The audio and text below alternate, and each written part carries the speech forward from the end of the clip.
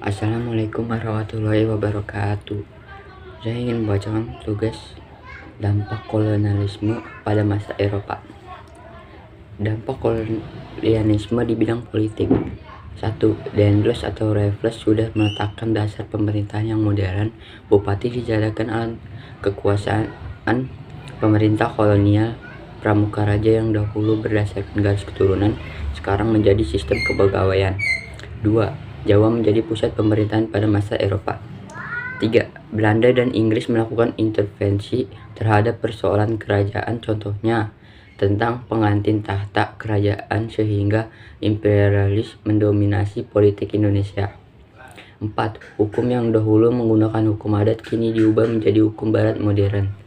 5. Kebijakan yang diambil Raja Campuri Belanda.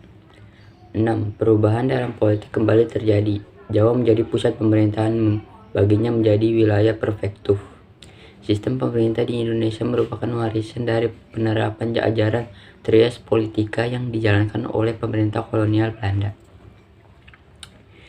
Dampak kolonialisme di bidang budaya. Kebiasaan pemerintah kolonial menggunakan bahasa Belanda membawa terpengaruh sendiri. Sedikit banyak kita menggunakan bahasa sehari-hari berasal dari bahasa Belanda, Portugis, dan Inggris. Misalnya handuk yang berasal dari bahasa Belanda handdoek, sepatu yang berasal dari Portugis pato, dan buku yang berasal dari Inggris book. Selain kosakata, ternyata bangsa Eropa juga menggunakan berbagai hal-hal baru. Contohnya berbagai musik internasional dan tarian seperti dansa, atau juga bangunan-bangunan yang menjadi saksi bisu terhadap peristiwa masa lapang, seperti bangunan Lawang Sewu yang berada di Kota Tua. Dampak kolonialisme di bidang sosial. Terjadi perubahan pelapisan sosial dalam masyarakat pada masa kolonial.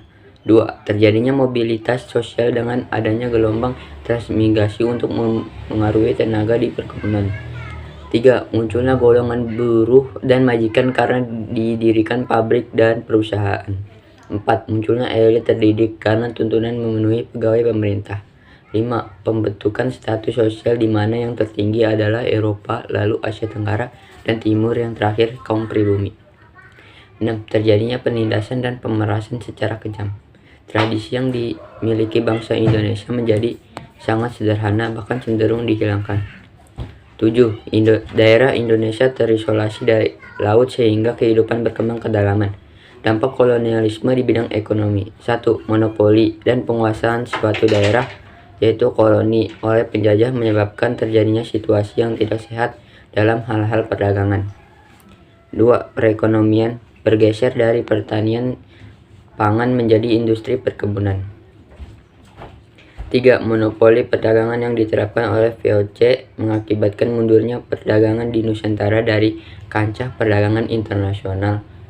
4. Dalam mengeksploitasi tanah jajahan, VOC memanfaatkan para penguasa tradisional dalam penyerahan wajib hasil bumi dan pengumuman pajak hasil bumi.